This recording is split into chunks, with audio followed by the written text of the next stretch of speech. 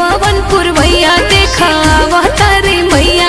आगे हनुमान जी बने पीछे से